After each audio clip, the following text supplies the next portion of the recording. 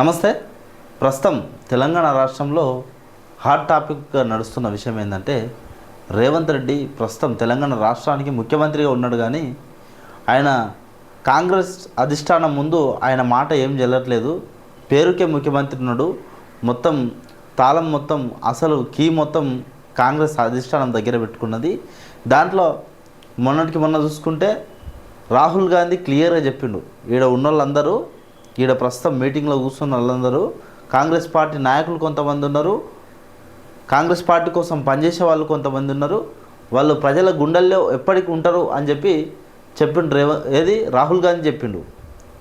ఇంకా అదేవిధంగా ఇంకొంతమంది ఇక్కడనే కాంగ్రెస్ పార్టీలో వండుకుంటూ కాంగ్రెస్ పార్టీలో పదవులు అనుభవిస్తూ కాంగ్రెస్ పార్టీ పెట్టే తిండి తినుకుంటా కాంగ్రెస్ పార్టీ పేరు చెప్పుకొని పదవులు సంపాదించుకొని వాళ్ళు ఈరోజు మోదీకి సపోర్ట్ చేస్తూ ఉన్నారు, బీజేపీకి సపోర్ట్ చేస్తున్నారు, ఇండైరెక్ట్గా బీజేపీ ఏజెంట్గా పనిచేస్తున్నారు అని చెప్పి రాహుల్ గాంధీ చేసిన వ్యాఖ్యలు తీవ్ర దుమారం లేపినాయి, అందరికీ తెలిసిన విషయమే. సో ప్రస్తుతం మొన్ననే కాంగ్రెస్ పార్టీకి సంబంధించి తెలంగాణ రాష్ట్రానికి నూతన ఇన్ఛార్జ్ మీనాక్షి నటరాజన్ వచ్చింది కదా.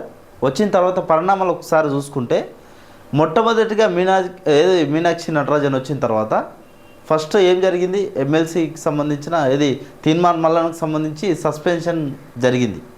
తీన్మార్ మల్లన్న పార్టీ మీద వ్యతిరేకంగా మాట్లాడుతున్నాడు, పార్టీ విధి విధానాల మీద పార్టీ లైన్ దాటి మాట్లాడుతున్నారని చెప్పి మీనాక్షి నటరాజన్ వచ్చిన తర్వాత మల్లన్నని సస్పెండ్ చేసింది.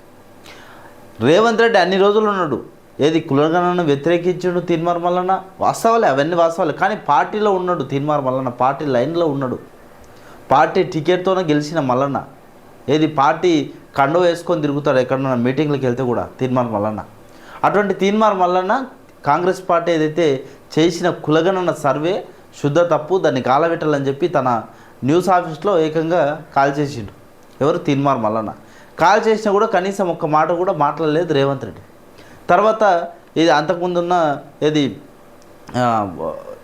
మున్షి ఉండే కదా, అంతకుముందు తెలంగాణ కాంగ్రెస్కు ఇన్ఛార్జ్గా మున్షి ఉండే కదా, మున్షి పోయి తర్వాత మీనాక్షి నటరాజన్ వచ్చింది కదా. మీనాక్షి నటరాజన్ వచ్చిన ఒక వారం తిరగకముందే తీన్మార్ మల్లన్న సస్పెండ్ అయిపోయాడు.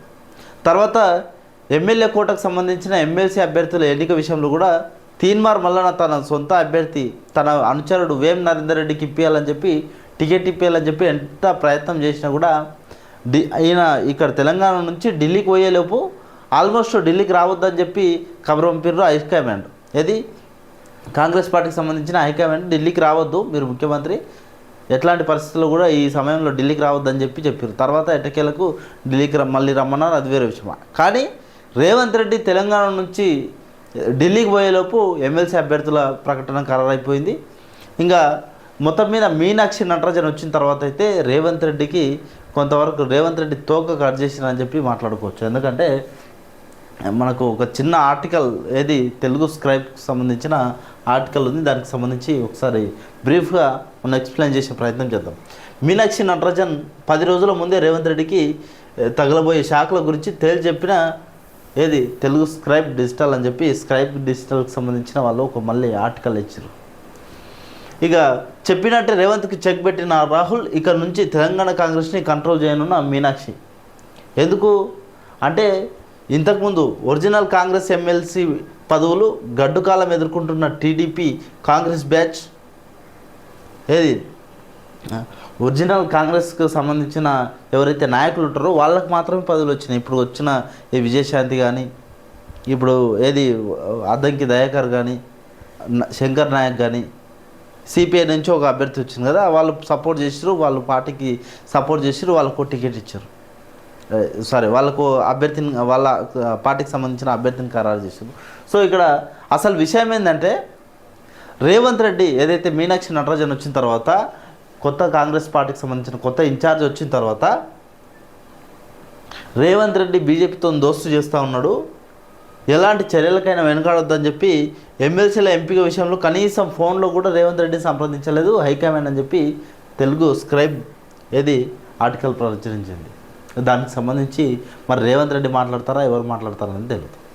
మొత్తం మీద అయితే ఒరిజినల్ కాంగ్రెస్ వాళ్ళకే ప్రియారిటీ ఇచ్చి ఎవరైతే వెనక తర్వాత టీడీపీ నుంచో లేకపోతే ఇంకో పార్టీ నుంచి వచ్చిన వాళ్ళు ఉన్నారు కదా, వాళ్ళందరినీ తీసి పక్కన పెట్టాలని చెప్పి కాంగ్రెస్ పార్టీ ముందే చెప్పింది కదా, మీనాక్షి నటరాజన్ వచ్చిన తర్వాత ఏది వాళ్ళని మూడు కేటగిరీలుగా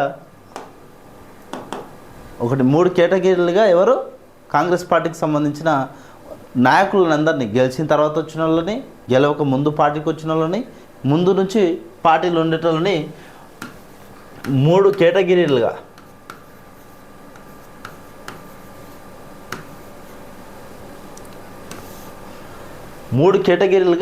మొత్తం విభజించారు కదా. ఇది కాంగ్రెస్ పార్టీ ఫస్ట్ మొదటి కేటగిరీ ఏంటంటే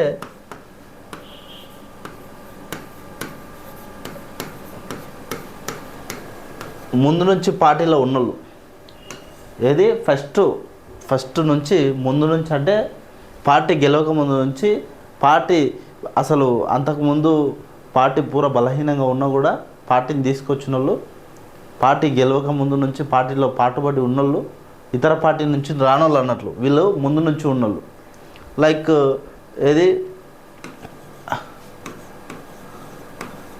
బట్టి, ఉత్తమ్,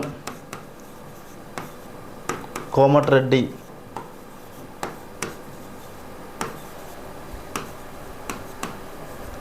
ఇక వీళ్ళందరూ వస్తారు. ఇట్లా పాత నాయకులు మొత్తం ఓల్డ్ కాంగ్రెస్కి సంబంధించిన వాళ్ళు. తర్వాత ఏంది రెండవది ఇది ముందు నుంచి అంటే పార్టీ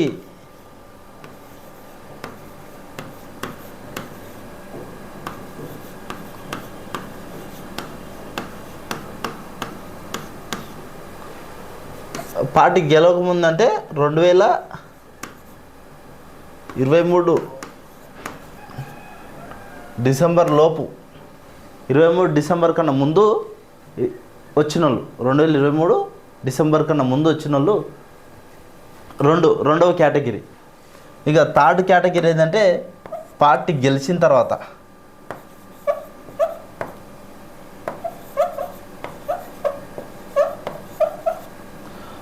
పార్టీ గెలిచిన తర్వాత ఎవరు? పార్టీ గెలిచిన తర్వాత వచ్చింది ఇక మన ఏది 10 మంది ఎమ్మెల్యేలు కావచ్చు,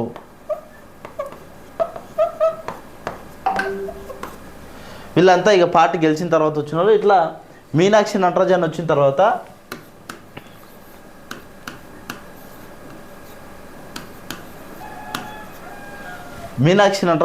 తర్వాత పార్టీని మొత్తం ఇట్లా 3 భాగాలుగా విభజించింది. ఇందులో 3 భాగాలు అంటే మొదటి భాగంలో మొదటి నుంచి ఉన్నోళ్ళు ఎవరున్నారు? మొదటి నుంచి ఉన్నోళ్ళు ఇంకా మనం అనుకున్నట్టు బట్టి విక్రమార్క, పొంగులేటి బీఆర్ఎస్ నుంచి వచ్చిండు, బట్టి విక్రమార్క, ఉత్తమ్ కుమార్ రెడ్డి, కోమటిరెడ్డి బ్రదర్స్లో వెంకటరెడ్డి, రాజగోపాల్ రెడ్డి అంటే బీజేపీకి పోయిండు, మళ్ళీ కాంగ్రెస్కి వచ్చిండు. అంతకుముందు కాంగ్రెస్గా ఉండే. ఇట్లా మొత్తం మీద సీనియర్ పార్టీకి సంబంధించిన సీనియర్ నాయకుల్ని మొదటి కేటగిరీలో మీనాక్షి నటరాజన్ వేసింది. తర్వాత రెండో కేటగిరీ పార్టీ గెలవక ముందు.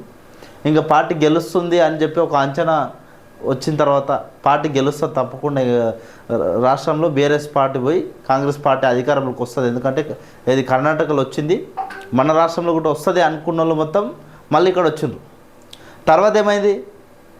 గెలిచిన తర్వాత ఇంకా గెలిచింది కదా ఎట్లా తప్పదని చెప్పి ఇంకా చాలామంది ఇదే రేవంత్ రెడ్డిని, తిరుపతి రెడ్డిని, ఈ అన్నదమ్ములది అనుముల కుటుంబాన్ని మొత్తం బండబూతులు తిట్టిన వాళ్ళు కూడా ఈరోజు కాంగ్రెస్ పార్టీలోకి వచ్చారు. మళ్ళా ఇదే రేవంత్ రెడ్డి కింద పనిచేస్తారు, ఇంకా పదవులలో ఉన్నారు. ఇంకా వాళ్ళు ఎవరో అందరికీ తెలుసు, జనాలకు తెలుసు. కాంగ్రెస్ పార్టీని ఒక రకంగా చెప్పాలంటే కాంగ్రెస్ పార్టీని బండబూతులు తిట్టిన దాంట్లో రేవంత్ రెడ్డి కూడా ఉంటాడు, దాంట్లో ఎట్లాంటి సందేహం లేదు. కాంగ్రెస్ పార్టీ నాయకుల్ని, కాంగ్రెస్ పార్టీ స్థాపకుల్ని కూడా తిట్టిన నేపథ్యం రేవంత్ రెడ్డిది. సో అది వేరే విషయం. అయితే మరి రేవంత్ రెడ్డి ఏ కేటగిరీలో ఉన్నాడు? రేవంత్ రెడ్డిని మీనాక్షి నటరాజన్ ఏ కేటగిరీలో వేసింది? మొదటి కేటగిరీలో వేసిందా ఓల్డ్ కాంగ్రెస్గా, లేకపోతే రెండో కేటగిరీలో వేసిందా పార్టీ గెలక ముందు వచ్చిన వాళ్ళు, మూడో కేటగిరీలో వేసిందా? ఎందుకు ఈ 3 కేటగిరీలు? ఎందుకు 3 కేటగిరీలు ఏంటంటే ఈ 3 కేటగిరీలలో ఎవరికి ఏం పని అప్పచెప్పాలి? కాంగ్రెస్ పార్టీ సీనియర్లకు ఏం పని చెప్పాలి, కాంగ్రెస్ పార్టీలో ఏది గెలవక ముందు వచ్చిన వాళ్ళకు ఏం పని అప్పచెప్పాలి, తర్వాత గెలిచిన తర్వాత వచ్చిన వాళ్ళకి ఏం పని అప్పచెప్పాలనేది మీనాక్షి నటరాజన్ అనేది దిశానిర్దేశం చేస్తుంది. అధిష్టానం నిర్ణయం తీసుకున్న తర్వాత, రేవంత్ రెడ్డి తీసుకున్న నిర్ణయాలు, లేకపోతే ఎవరో బ్యాచ్ వచ్చింది కదా గెలిచిన తర్వాత వచ్చిన బ్యాచ్, ఆ బ్యాచ్ నిర్ణయాలు, లేకపోతే ఇంకా ఎవరెవరో చెప్పే విధి విధానాలు ఏమి ఉండవు ఇప్పటి నుంచి. దీపదాస్ ముంచి ఉంటే ఆమె వెళ్ళిపోయింది. ఆమెను తప్పించే మీనాక్షి నటరాజన్ని పెట్టిండ్రు. సో మీనాక్షి నటరాజన్ వచ్చిన తర్వాత ముఖ్యంగా ఈ 3 కేటగిరీల్లో రేవంత్ రెడ్డిని ఈ 2వ కేటగిరీ కిందకి వేసిండ్రని చెప్పి పార్టీ గెలవక ముందు వచ్చిన కేటగిరీలో సీఎం రేవంత్ రెడ్డిని వేసిండ్రని చెప్పి ఒక టాక్ నడుస్తుంది. సీఎం రేవంత్ రెడ్డిని ముందు నుంచి ఉన్నోళ్ళ దాంట్లో బట్టి విక్రమార్క, ఉత్తమ్ కుమార్ రెడ్డి వీళ్ళందరూ ఉన్నారు ముందు నుంచి ఉన్న దాంట్లో. పార్టీ గెలవక ముందు వచ్చిన వాళ్ళ అంటే 2వ కేటగిరీలో అంటే రేవంత్ రెడ్డికి ఫస్ట్ ప్రియారిటీ లేదు అనే విషయాన్ని కాంగ్రెస్ పార్టీ నాయకులు గుసగుసలాడుతూ ఉన్నారు. ఈ విషయాన్ని మాట్లాడుకుంటూ ఉన్నారు కాంగ్రెస్ పార్టీ నాయకులు. ఏదైతే మీనాక్షి నటరాజన్ ఏదైతే ఏర్పాటు చేసిన 3 కేటగిరీలు ఉన్నాయి, 3 భాగాలుగా కాంగ్రెస్ పార్టీని విభజించారు కదా. మొదటి కేటగిరీ, 2వ కేటగిరీ, 3వ కేటగిరీ అని చెప్పి 3వ కేటగిరీ కింద రేవంత్ రెడ్డిని వేసినట్ల 2వ కేటగిరీ కింద రేవంత్ రెడ్డిని పేర్కొన్నట్ల రేవంత్ రెడ్డి పేరు 2వ కేటగిరీలో చేర్చినట్ల కాంగ్రెస్ పార్టీ వర్గాల్లో చర్చ నడుస్తుంది. ఎందుకంటే రేవంత్ రెడ్డి ఫస్ట్ నుంచి కట్టర్ కాంగ్రెస్ కాదు కదా. ఎందుకంటే కాంగ్రెస్ పార్టీని ఎన్ని మాట్లాడినాడు, ఉద్యమ సమయంలో ఏం చెప్పిండు, ఇంకా సోనియా గాంధీని ఏమన్నాడు, ఇవన్నీ వ్యవహారం తెలిసిన విషయమే మనకు. సో మొత్తం మీద ఇక గెలిచిన తర్వాత వచ్చింది ఎవరు, ఇంక ఈ 10 మంది ఎమ్మెల్యేలు కావచ్చు, ఏదైనా నామినేటెడ్ పోస్ట్ ఇస్తారేమో, లేకపోతే నా పదవి అట్లే ఉండాలేమో, లేకపోతే నేను అధికార పార్టీలో లేకపోతే నాకేం నా వ్యవహారం అంతా, నా బిజినెస్ అంతా దెబ్బతింటుందేమో అనుకున్న నాయకులందరూ, స్వార్థం కోరిన నాయకులందరూ వచ్చిండ్రు. ఈ వచ్చిన తర్వాత ముందు నుంచి ఉన్న కాంగ్రెస్లో ఉన్న నాయకులకు కొంతవరకు ఇబ్బంది జరిగింది, వాళ్ళు నష్టపోయినారు, అన్యాయం జరిగింది వాళ్ళకి, అది వేరే విషయం. కానీ మీనాక్షి నటరాజన్ మాత్రం కొత్తగా వచ్చిన కాంగ్రెస్ పార్టీ ఇన్ఛార్జ్ ఎవరైతే మీనాక్షి నటరాజన్ ఉన్నారో ఆమె రేవంత్ రెడ్డిని 2వ కేటగిరీ కింద అంటే సెకండ్ ప్రియారిటీ ఇస్తుంది. అంటే ఏ విషయం ఉన్నా ఫస్ట్ సీనియర్లతో చర్చించిన తర్వాతనే, ఈయన సీఎం ఉన్నప్పటికీ కూడా 2వ కేటగిరీ అంటే 2వ కేటగిరీకి తెలియజేస్తారు ఇది విషయం ఇట్లా ఉందని చెప్పి. ఆల్రెడీ సీనియర్లు ఆమోదించిన దీన్ని నువ్వు ఆమోదించినా, నువ్వు ఓకే చెప్పినా చెప్పకున్నా అది ఏం చేయాలో అది చేస్తాం మేము అని చెప్పి. ఫర్ ఎగ్జాంపుల్ మొన్న ఏదైతే ఎమ్మెల్యే కోట కింద ఎమ్మెల్సీ అభ్యర్థులను నియమించారు కదా, 3 మొత్తం 5 ఎమ్మెల్సీ స్థానాలు కాలైతే 5కి ఒకటి సిపిఐ లెఫ్ట్ పార్టీకి ఇచ్చింది, ఇంకా మిగతా 3 వీళ్ళు తీసుకున్నారు కాంగ్రెస్ పార్టీ వాళ్ళు. సో మొత్తం మీద ఇట్లా వ్యవహారం అయితే ఒక టాక్ నడుస్తూ ఉంది. మరి రేవంత్ రెడ్డిని ఏ కేటగిరీలో వేసారు అనేది కామెంట్ చేయండి. Thank you. Subscribe Telangana public TV.